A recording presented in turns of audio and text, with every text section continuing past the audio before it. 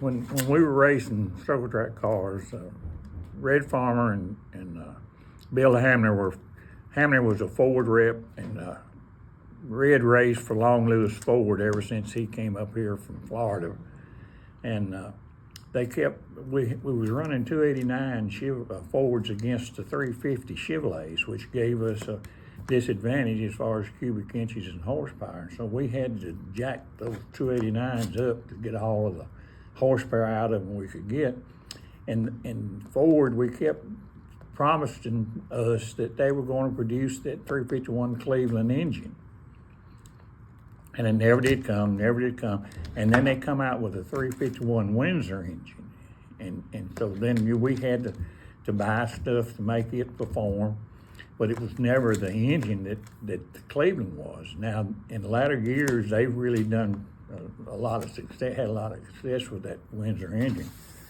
But I got on the phone one day and I called Ford in Memphis and I said, can you tell me anything about this 351 Cleveland engine? And they said, no. I said, we don't know anything about it. I said, you need to call Atlanta. And so I called Atlanta and they said, no, we don't know anything about it. I said, you'll need to call Dearborn. So I called Dearborn and I talked to an engineer up there whose name was Don Corn. And we got to talking about the engines and things. And he said, yeah, these engines are on pallets out here in the warehouse, but said we hadn't released any of them yet. And so we talked on about several different things, you know. Then I said, are you telling me that if I've got a engine in a car and it's blowed up that I can't get a replacement engine? He said, no. I said, if that's the case, said, I can give you a part number on a critical unit down and you can order it and get one. And I said, well, give me the part number. So he gave me the part number. Well, I got off the phone and called Cliff Knight, who was a parts manager out here at Stokes Ford at the time, which is there where the U-Haul place is. And I said, Cliff, I need you to order me an engine assembly. And so he looked at the number and he said, well, Ray, this number, I don't have this number, but said it looks like a good number. And so he ordered one. Well, in a week's time, I had one of those 351 Clevelands sitting in the floor of the Ford place out there. It was an engine that was built for racing.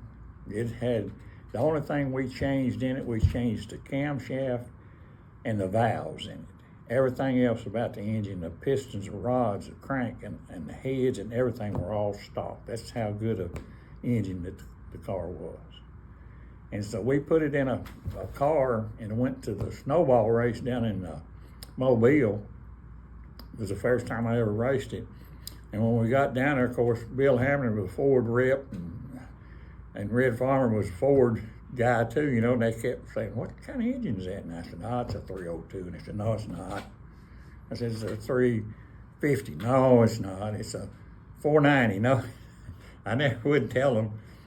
But I knew that we probably wasn't going to get any more. So anyway, I called Cliff and called him, told him to order me another one. And he called me back just in an hour or two and said, Ray, said, I can't get another engine. And said, Ford told me to get that engine back because it hadn't been released yet. And I said, well, Cliff, we've tore that engine down and put clearances on it and everything. I said, it's bought and paid for. I ain't letting you have it back, you know. And so sure enough, it was 90 days before they were released into those engines. So you were the first one to own the 351 in the United States. In the United States. Okay. Yeah.